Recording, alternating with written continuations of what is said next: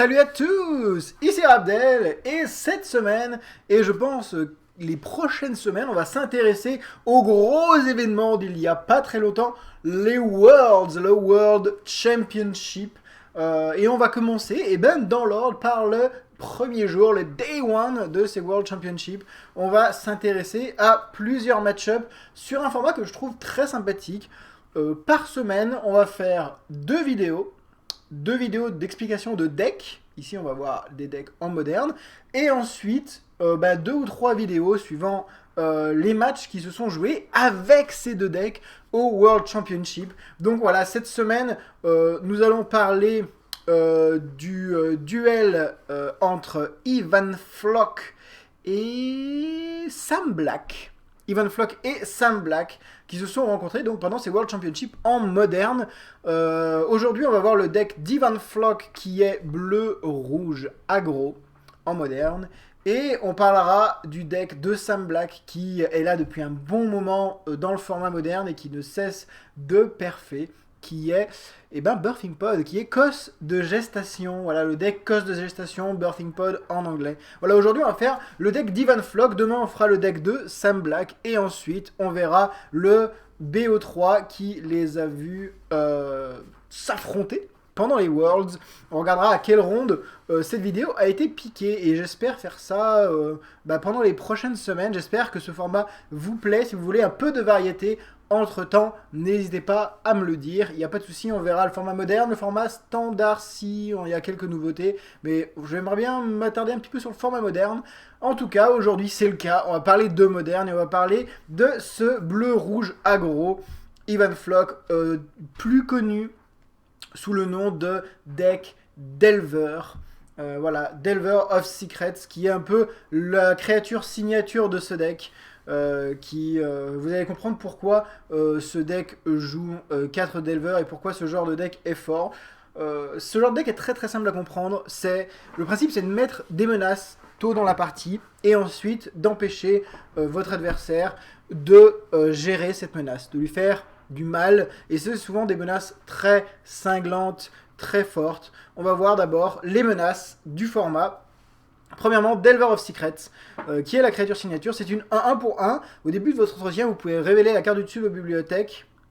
Vous pouvez regarder la carte du dessus de votre bibliothèque. Vous pouvez la révéler. Si c'est un éphémère, vous avez le droit de transformer ce Delver of Secrets. Et quand il est transformé, est-ce que ça marche? Est-ce que le clic marche? Voilà, très très bien. On a une Insectile Aberration. Cette aberration insectiforme, je sais pas exactement le terme en français, mais en gros ça devient une 3 de vol qu'on a posée pour 1, donc vous comprenez tout de suite le concept de la menace. Voilà, on met une 3 de puissance vol pour 1 très tôt dans la partie, l'adversaire ne va pas pouvoir faire grand chose pour, et si on l'empêche de lui jouer des sorts dessus à cette petite bête, on va très facilement tuer en fait l'adversaire. Surtout que c'est une créature volante, donc c'est assez dur à gérer. Voilà, tout simplement, Delver of Secrets, le principal kill.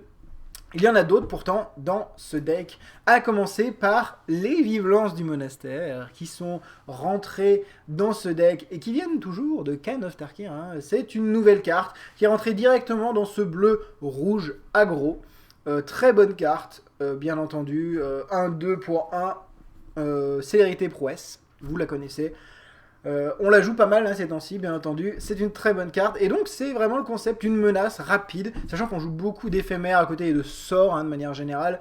On est très content d'avoir une Vive-Lance du Monastère qui va tirer parti du fait qu'on lance pas mal de sorts. Donc voilà. Vive-Lance du Monastère, bien entendu. Très bonne carte. Ensuite, on a les mages lance-vif. Les Snapcaster Mage. Si vous ne connaissez pas cette carte, c'est une carte excellente. Mage lance-vif, c'est une 2-1 pour un incolore 1 bleu avec flash. Quand elle arrive en jeu, un de vos sorts éphémères ou rituels dans votre cimetière gagne le flashback. Vous allez pouvoir le rejouer. Et c'est vraiment très très fort, sachant qu'on a plein de sorts qui sont pas très chers, des contres qu'on va pouvoir donc rejouer. C'est une carte très très forte. C'est une menace également, hein, qui met ses 2 dégâts. On peut la jouer en flash en fin de tour adverse, tout en jouant des sorts qui vont nous permettre par exemple de repiocher, etc. Très très fort comme carte.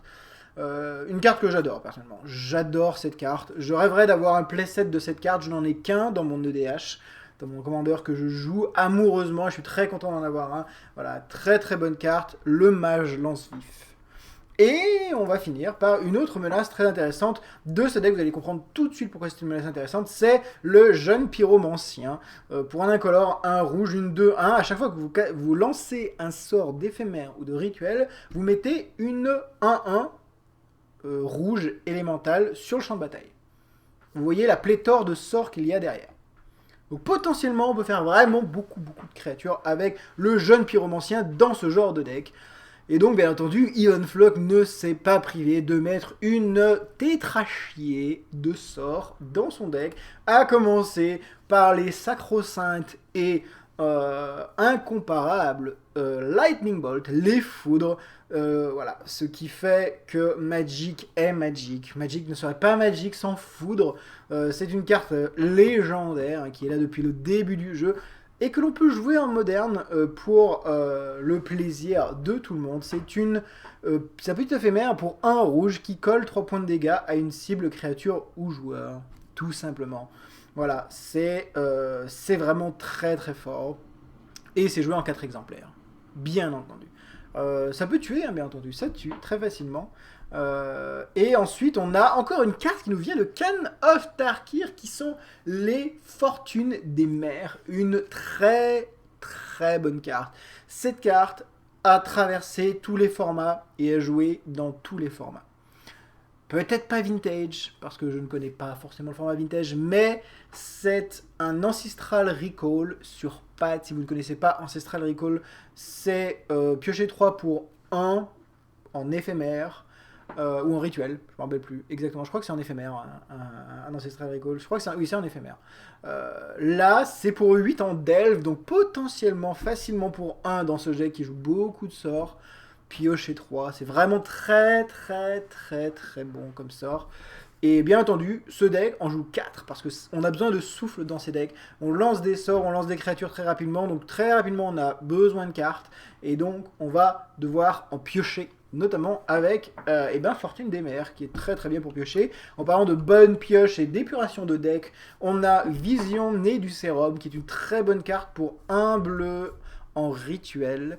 Piocher une carte, regarde, très simple. Ça rappelle énormément Brainstorm, hein, remue-ménage. Brainstorm, très bonne carte. Ça fait à peu près pareil que Brainstorm, voilà, un tout petit peu moins bien, mais Brainstorm n'est pas jouable en moderne, et Serum Vision, hein, Serum Vision, on prend ce qu'on a, et on est très content d'avoir Serum Vision dans le format. Ensuite, on a encore une fois quelque chose d'utilitaire plus pioche, qui est sonde Gitaxian Probe en anglais, pour un mana bleu Phyrexian. Je rappelle, le mana Phyrexian, soit vous payez un bleu, soit vous pouvez payer 2 points de vie pour ne pas payer ce mana. Donc ce sort est en théorie gratuit, hein, pour 2 points de vie. Vous regardez la main de votre adversaire et vous piochez une carte en rituel. Voilà, très bon sort pour savoir ce que l'autre nous prépare, ce que l'autre pourra faire. C'est une carte qui n'est pas une carte morte, puisqu'elle vous donne un gros avantage, et vous piochez une carte, donc vous ne perdez pas vraiment de cartes en fait. Très bonne carte. Ça met une carte dans votre cimetière aussi pour Fortune des Mers, ce qui est vraiment très bien. Donc voilà, Gitaxian Probe. On est parti ensuite avec Forked Bolt. Je ne sais pas le nom en français, mais j'ai été très surpris de voir cette carte dans ce deck. Pour un rouge en rituel, c'est une carte qui inflige 2 dégâts répartis comme vous voulez entre des créatures et des joueurs. C'est une espèce de choc plus. C'est intéressant, j'avoue, hein. En tant que choc, déjà, c'est intéressant. En tant que choc plus, contre en miroir, par exemple, c'est très bien, hein. Ça tue potentiellement facilement 2 créatures. Et en effet, les Vivances du Monastère, par exemple, ça les tue au tour 1, etc. Donc c'est plutôt fort. Voilà. Donc Forked Bolt, 3 dans ce deck, pas 4, sachant qu'on a déjà 4 foudres, c'est quand même pas mal, on a beaucoup de blast, ça peut être directement mis à la tronche de votre adversaire, donc c'est pas mal. C'est pas mal du tout, on continue avec écurage de pensée, si je me rappelle bien en français, hein. Thought Score. Écurage de pensée pour un bleu en éphémère, vous mettez les 2 cartes du dessus de vos bibliothèques dans votre cimetière et vous piochez. Alors pourquoi? Et bien entendu parce que Fortune des Mers, mes amis. Donc ça permet de ne pas avoir une carte morte, de pouvoir lancer des sorts pour vivre lance du monastère, hein, je rappelle, la Fortune des Mers à feuille, très important. Donc voilà, vous allez mettre 2 cartes dans votre cimetière pour potentiellement jouer une Fortune des Mers quasiment gratuite, piocher une carte, donc ce n'est pas une carte morte, jouer un sort, donc activer un pyromancien ou une vive lance du monastère, ou les deux, donc très bonne carte. Donc voilà pourquoi Thought Score dans ce deck. De toute façon, tous les sorts très très peu coûteux et qui font piocher des cartes sont assez joués en moderne, hein, j'ai remarqué. Soit dans ce genre de deck, soit carrément dans Storm, on voit une petite liste Storm, vous la voyez pas vous. Il y a une petite liste Storm qui est ici, que j'ai joué, et qui est vraiment très sympathique, qui joue ce genre de sort également. Donc voilà, c'est des sorts très joués, communs, dans ce genre de deck, et là on comprend avec Fortune des Mers, bien entendu. On a après 2 Spell Snare. Alors Spell Snare en français, je ne me rappelle plus exactement comment ça s'appelle. C'est peut-être collet de sort, si je me rappelle bien, collet à sort. Pour un bleu en éphémère contre un sort qui coûte 2. Pourquoi, ma bonne dame, on jouerait un contre-sort qui contre seulement les sorts qui coûtent 2? Et ben en fait, si vous regardez le format, il y a tellement de cartes qui coûtent 2 qui sont cruciales au format que ce sort est vraiment très pertinent. Pour vous donner une idée, par exemple, Thermagolf, c'est contré. Snapcaster Mage, hein, on l'a vu, c'est contré. Ça contre des Manalik, qui sont juste après, qui sont à peu près le contre-sort sacro-saint dans ce genre de format, et toute une pléthore d'autres sorts. Je ne vais pas vous faire ça met la misère à Bleu-Rouge Storm, par exemple, qui ne peut pas jouer, enfin que vous pouvez contrer les électromanciens, les ascensions du pyromancien, etc., etc. Vous pouvez contrer tellement de choses avec Spell Snare. Il y en a 2 dans ce deck, et je trouve ça très pertinent pour m'avoir pris pas mal de Spell Snare dans la tronche quand je jouais UR Storm. Je peux vous dire que c'est très très fort. On a bien entendu après 2 Manalik. Ça, c'est le contre-sort sacro-saint qui coûte contre tout. Pour un incolore et un bleu, il contre un sort à moins que son contrôleur ne paye 3. Et ça contre très facilement et ça fait assez mal, voilà, comme contre-sort. C'est vraiment très très fort. Et pour 2, on n'a pas vraiment mieux, je pense, dans le format actuellement. En contre-sort qui contre tout. Voilà, tout simplement. Et ensuite, on a 2 Vapor Snag. Alors, c'est pour un bleu en éphémère. Retourner la créature ciblée dans la main de son propriétaire. Son contrôleur gagne 1 point de vie. Son contrôleur perd 1 point de vie. Son contrôleur perd 1 point de vie. Oui, c'est ça. Donc, c'est le bounce pour 1. C'est un peu la situation d'urgence pour 1 si vous n'arrivez pas à contrôler quelque chose. Vapor Snag, c'est plutôt pas mal. Pour bouncer une créature. Donc voilà encore un sort très très peu coûteux qui a une bonne plus-value dans ce deck. C'est un éphémère peu coûteux. C'est vraiment dans la veine du deck. On n'a pas envie que l'autre ait son bloqueur, donc on va lui bouncer, lui mettre un point de dégâts en même temps, histoire de dire voilà, c'est gratuit. Et le Delver, par exemple, volant, va pouvoir continuer à mettre des dégâts très forts comme carte, très très fort. Voilà, on a fait à peu près le 2 tours de ce deck. La base de mana, encore une fois, on va la passer assez rapidement, mais en moderne, elle est très souvent à base de Biland et de Fetchland. Il y a 4 lacs de montagne bouillant. Scalding Tarn, je crois que c'est lac de montagne bouillant, un truc comme ça. Scalding Tarn, donc c'est le Fetchland. Un Fetchland qui n'a pas été réédité en Canne de Tarkir. Il nous vient de Zendikar. Ceux qui ont été réédités en Canne de Tarkir, c'est ceux qui nous viennent de Carnage. Donc ceux de Zendikar ne sont pas réédités, donc 4 Scalding Tarn, les Grèves Inondées, que vous connaissez, il y en a 3. Donc ça c'est on a vu le bleu-rouge là, bien entendu, vous le connaissez, c'est le bleu-blanc, lui a été réédité, Grève Inondée, en Canne de Tarkir. On a 2 Messa Arides, qui sont les blancs-rouges. Encore une fois, c'est un Fetchland qui nous vient de Zendikar, donc il n'a pas été réédité. 2 Conduits de vapeur, qui sont des Raveland, ou Shockland, ça dépend, il y a 2 appellations. C'est tous ces terrains qui sont à la fois île-montagne, qui arrivent en jeu, engagés à moins que vous payez 2 points de vie, ça s'appelle des Shockland ou Raveland, tout simplement. 2 îles, donc oui, les conduits de vapeur, on peut aller les chercher avec les Fetchland, c'est ça qui est bien, parce que c'est des îles, des montagnes, des plaines, etc., tous ces Shockland. Donc ça, c'est très très fort, la synergie des deux est vraiment très forte. Ça marche aussi avec les vrais Bilands qui datent de très très loin. 2 îles, on a 2 mers de Chrome, Seachrome Coast, côte de la mer de Chrome, si je me rappelle bien en français. Voilà, c'est les terrains qui nous viennent de Mirrodin, de Scar of Mirrodin, qui arrivent en jeu engagés à moins que vous ayez 2 terrains ou moins. C'est des terrains très sympathiques qui peuvent faire quasiment vrai bilan, sauf que c'est pas vraiment des îles, des plaines, des machins, c'est des terrains non basiques. Qui n'ont pas de type, qui sont pas îles, plaines, etc. Mais ils sont très forts, ils peuvent arriver très facilement dégager une montagne, une fontaine sacrée, vous connaissez, Shockland bleu et blanc, et une fonderie sacrée, le Shockland blanc et rouge. Voilà, on a fait le tour de ce deck. On va passer très rapidement à la réserve. Toujours, on va voir un petit peu les petites utilités suivant les match-up. On va commencer avec un Dispel. Contre le sort d'éphémère ciblé, donc ça c'est plutôt contre des jeux en phase contrôle avec des contre-sorts, je suppose. Je sais pas si ça se rend contre Burn par exemple, mais ça me paraît pas dégueulasse contre Burn personnellement. Voilà, donc Dispel, on a un Timely Reinforcement. Alors je ne connais pas forcément toutes les cartes, hein, mais Timely Reinforcement, c'est un rituel pour 3 dont un blanc. Si vous avez moins de vie que votre adversaire, vous gagnez 6 points de vie. Si vous contrôlez moins de créatures que votre adversaire, vous mettez 3 jetons 1-1 soldats en jeu. Donc je suppose que c'est contre aggro, ce genre de choses. Je suppose que c'est contre aggro, ça peut être plutôt pas mal, hein. 2 très bons effets contre aggro, ça nous vient de M12. Alors je suppose que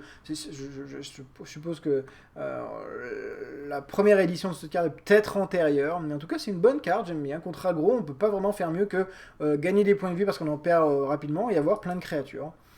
On a un démembrement qui est une carte noire, mais c'est une carte noire qui coûte du mana phyrexian. Donc en gros pour pardon, pour un incolore et 4 points de vie, la créature ciblée gagne -5/-5, donc ça c'est clairement contre des decks par exemple qui jouent des gros Thermagolf, ou un bon gros deck midrange qui existe. Voilà, typiquement à chaque fois que vous voyez des grosses bêtes en face, vous allez sider démembrement, hein. C'est assez facile à comprendre et c'est un sort très peu cher qui fait vraiment le café. Pass to Exile, pareil, on a un Pass to Exile qui retire de la partie une créature, son contrôleur va aller chercher un terrain de base dans sa bibliothèque, le mettre en jeu, engagé pour un blanc. Donc c'est plutôt pas mal pour se débarrasser d'un gros ton, tout simplement. Et on ne fait pas vraiment mieux, à part Retour au pays, ce genre de sort, voilà. 2 Negate, contrecarrer le sort non-créature ciblé, donc ça peut se rentrer contre plein de decks, dont les decks Jeskai Ascendance, comme vous pouvez voir ici, il y en a quand même pas mal, dans le top du classement, hein, par Utter Layton, Lars Dam et Tom Martel, et puis il y en a aussi en dessous d'ailleurs. Voilà, ça contre les sorts non créatures, donc ça contre les enchantements notamment, donc bien entendu les ascendances de Jeskai. Donc c'est un peu moins spécifique que Dispel ici, hein, qui compte que les éphémères. Ça contre beaucoup de choses, donc c'est pour ça qu'on a des negate dans ce deck en même temps que des wear et tear, qui est une bicarte. Ça fait longtemps qu'on n'a pas eu de bicarte. Elles ont été rééditées en gate crash, les bicartes. Wear et Tear, donc c'est une bicarte blanche et rouge, soit détruisez un artefact, soit détruisez un enchantement, et on peut fuser, on peut faire les deux pour un incolore, un rouge et un blanc, ce qui est plutôt pas mal du tout. Et ça, clairement, bah, ça va viser les causes de gestation, je pense, et les ascendances de Jeskai, bien entendu. Donc il y en a 3. Donc, on a vraiment l'impression que ces ascendances de Jeskai font peur dans le format, et ça me paraît tout à fait justifié. Voilà. On continue avec Spellskite pour 2 incolores, une 0/4 pour un mana phyrexian bleu. vous pouvez changer la cible d'un sort par Morguesaur, c'est Spellskite Morguesaur. Donc vraiment très très fort, Morguesaur, une carte qu'on verra énormément dans les sides, voire main deck de certains decks. 0,4 pour 2, ça ne se prend pas foudre, ça ne meurt pas sur foudre et ça permet de rediriger n'importe quel sort sur lui, c'est fort. Vraiment très très fort, j'aime beaucoup cette carte, il m'en faut d'ailleurs, j'aimerais bien en avoir, qui nous vient de New Phyrexia, si je me rappelle bien cette extension. Ensuite, on a une optique un petit peu contre des decks qui jouent pas rouge, pour moi, qui jouent pas foudre, parce que le deck qui va jouer rouge va jouer foudre, et donc Mantis Rider va être un petit peu, voilà, un petit peu faible contre foudre, parce qu'il meurt instantanément contre une foudre. Un deck qui joue pas rouge, par contre, eh ben, pour 3, on ne va pas se priver de lui mettre des 3-3 vol, vigilance, célérité dans la tronche. Donc je pense que ça rentre instantanément si l'autre ne joue pas rouge, et ça me paraît tout à fait justifié. C'est une très bonne carte quand on parle de menaces très rapides. Ben, Mantis Rider, voilà, ça nous vient de Khan de Tarkir, et c'est vraiment fort. Ça met des pains, ça met vraiment de gros pains. Et dans la même optique, on a une optique un peu différente. Comme on a des Geist of Saint Draft.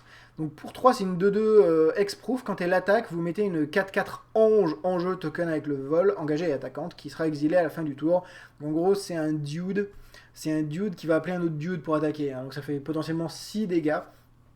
Donc ça, au contraire, je pense que c'est contre les jeux qui jouent rouge, hein, typiquement. Parce qu'on s'en fout un petit peu que lui se prenne... Il peut pas se prendre de dégâts. L'ange, il est 4-4, donc il ne mourra pas sur une foudre.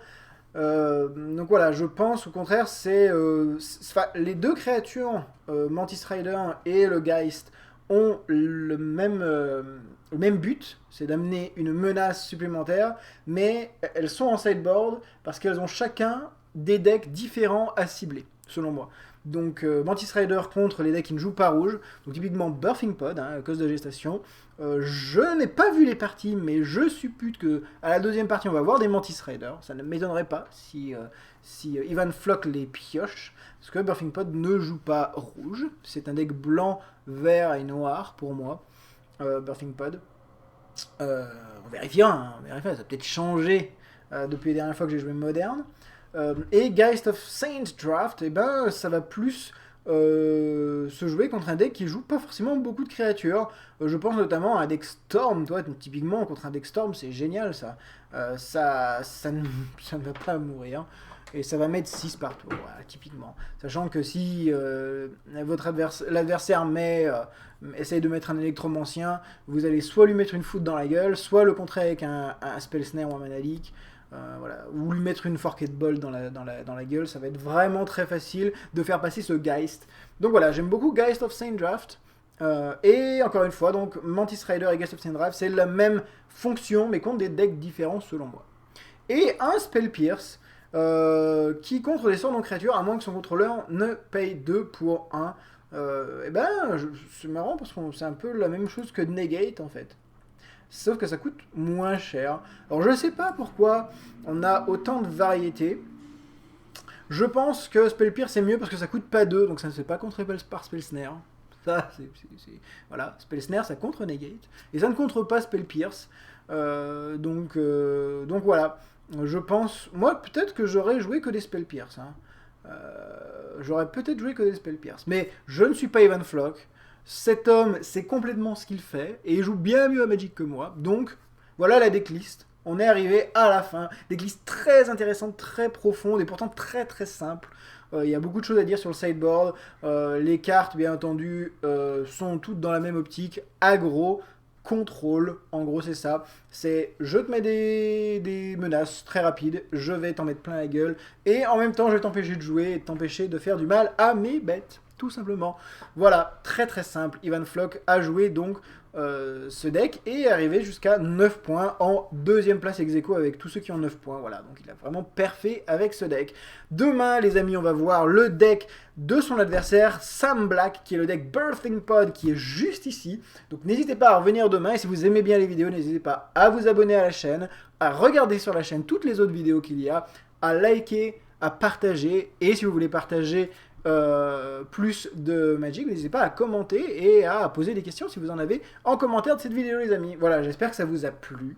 Moi j'adore le moderne, personnellement, je n'y joue que trop peu. Parce qu'il y a quand même des cartes un peu chères. Typiquement ce genre de cartes, les Fetchland qui coûtent quand même un bras. Je vous laisse regarder légèrement le prix. 50$ la carte. Mais tout de même, c'est vraiment très intéressant. On va voir donc la prochaine fois, les amis, le deck Birthing Pod, coste de gestation de Sam Black. En attendant, les amis, amusez-vous bien avec Magic. Ciao, ciao.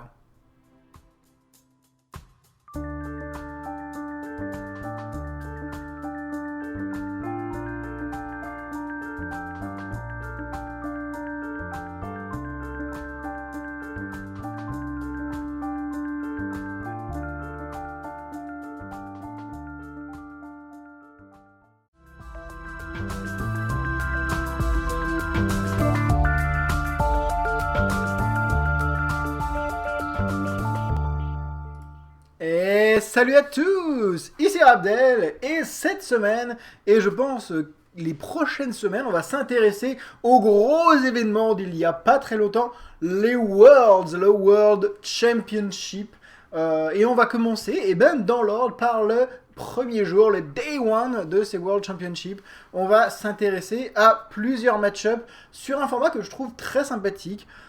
Par semaine, on va faire deux vidéos d'explication de decks. Ici, on va voir des decks en moderne. Et ensuite, deux ou trois vidéos suivant les matchs qui se sont joués avec ces deux decks au World Championship. Donc voilà, cette semaine, nous allons parler du duel entre Ivan Floch et Sam Black. Ivan Floch et Sam Black qui se sont rencontrés donc pendant ces World Championship en moderne. Aujourd'hui, on va voir le deck d'Ivan Floch qui est bleu-rouge aggro en moderne. Et on parlera du deck de Sam Black qui est là depuis un bon moment dans le format moderne et qui ne cesse de perfer, qui est Birthing Pod, qui est Cos de gestation. Voilà, le deck Cos de gestation, Birthing Pod en anglais. Voilà, aujourd'hui on va faire le deck d'Ivan Floch, demain on fera le deck de Sam Black, et ensuite on verra le BO3 qui les a vus s'affronter pendant les Worlds. On regardera à quelle ronde cette vidéo a été piquée, et j'espère faire ça pendant les prochaines semaines. J'espère que ce format vous plaît. Si vous voulez un peu de variété entre temps, n'hésitez pas à me le dire, il n'y a pas de souci. On verra le format moderne, le format standard si il y a quelques nouveautés, mais j'aimerais bien m'attarder un petit peu sur le format moderne. En tout cas, aujourd'hui c'est le cas, on va parler de moderne et on va parler de ce bleu-rouge aggro, Ivan Floch, plus connu sous le nom de deck Delver. Voilà, Delver of Secrets, qui est un peu la créature signature de ce deck. Vous allez comprendre pourquoi ce deck joue 4 Delver et pourquoi ce genre de deck est fort. Ce genre de deck est très très simple à comprendre.